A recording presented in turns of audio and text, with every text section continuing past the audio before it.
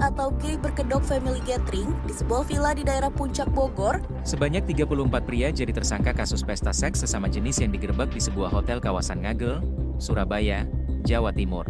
Viral sebuah video yang menunjukkan aksi pesta gay di tempat hiburan malam atau THM di Karawang, Jawa Barat. Belakangan ini, kita sering disuguhi berita tentang penggerebekan pesta sesama jenis, atau yang belakangan populer disebut fenomena boti. Pertanyaan besarnya, apakah perilaku ini bisa menular? Dan jika ini dibiarkan terus dinormalisasi, apakah dalam 10 tahun ke depan konsep pria sejati yang maskulin dan kokoh akan punah dan digantikan oleh generasi tulang lunak? And speaking of men, let me remind you that yes, we are men. Fenomena pria berpenampilan feminin sebenarnya bukan hal baru. Di tahun 80 hingga 90-an, masyarakat kita terhibur oleh sosok Ontesi dari Sri Mulat. Beliau melambai, pakai sanggul, dan kemayu. Tapi ingat, beliau adalah pria tulen, berkeluarga, dan mantan prajurit marinir. Apa yang Ontesi lakukan murni akting. Atasannya sangat jelas.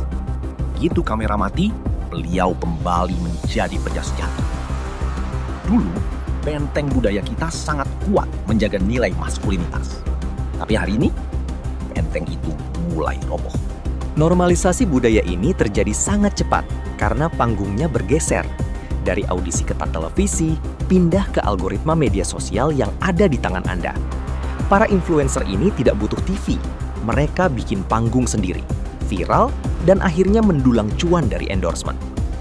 Ironisnya, kesuksesan finansial mereka disumbang oleh sebagian dari kalian.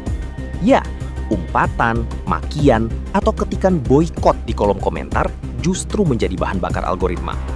Media sosial tidak punya kompas moral. Ia tidak peduli apakah konten itu merusak generasi atau tidak. Ia hanya peduli pada engagement. Lalu, apakah ini menular? Secara fisik seperti flu? Tentu tidak. Tapi secara psikologis, jawabannya bisa. Pada tahun 1961, Profesor Psikologi Albert Bandura membuat eksperimen legendaris bernama Bobo Doll Experiment.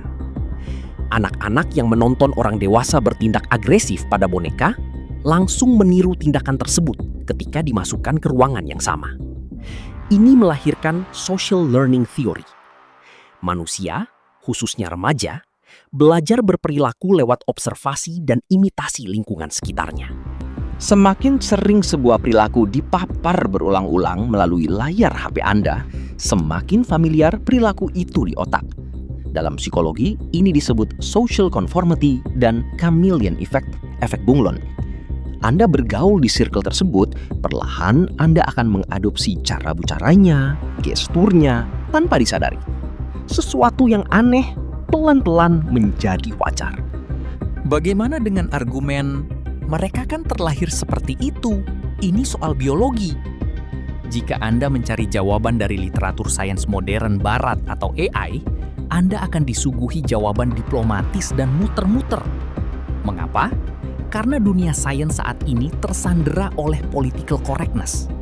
Buku Sapiens menjelaskan bahwa manusia lahir dengan kode genetik dan fisik yang berbeda. Tapi, ilmuwan barat sering menutupi fakta biologis ini demi narasi kesetaraan. Hal ini melahirkan standar ganda yang luar biasa membingungkan. Mari kita singkirkan perdebatan politik dan kembali ke sains paling murni, law of nature atau hukum alam. Secara genetika dan evolusi, fungsi dorongan biologis pada akhirnya adalah demi kelangsungan spesies. Hubungan heteroseksual adalah pola reproduktif utama. Sederhananya, mengapa ada Adam dan Hawa, bukan Adam dan Anton? Tujuannya satu, reproduksi, agar spesies manusia tidak punah. Ketika ada ketidakselarasan identitas gender yang sampai mematikan orientasi reproduksinya, kita harus berani jujur mengakui bahwa itu adalah penyimpangan sistem. Tidak perlu diperhalus dengan istilah gaul seperti spektrum gender. Namun, ada perbedaan besar antara orientasi seksual dan aktivitas seksual. Orientasi adalah urusan isi kepala dan hati mereka. Kita tidak bisa memaksa. Selama itu tersimpan sebagai urusan personal mereka dengan Tuhannya, mereka tidak merugikan secara sosial. Tapi, saat tindakan itu dipamerkan, dibanggakan dalam bentuk aktivitas seksual di ruang publik demi pembenaran, atau meminjam kedok kebebasan berekspresi, saat itulah mereka sedang menentang hukum sosiologis masyarakat kita. Secara personal, tidak ada kebencian terhadap individu-individunya. Sebagai sesama makhluk hidup, kita harus mengedepankan empati kemanusiaan. Kita menerima perbedaan sebagai dinamika sosial modern. Tapi ingat, menerima perbedaan bukan berarti kita mengaburkan batas kebenaran. Kita harus bisa memisahkan antara empati dan objektivitas ilmiah. Jangan sampai sikap toleransi sosial membuat kita buta pada sains yang mendasar.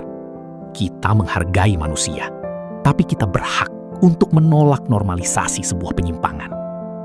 Bagaimana menurut kalian? Apakah benteng moral kita masih bisa diselamatkan? Komen di bawah.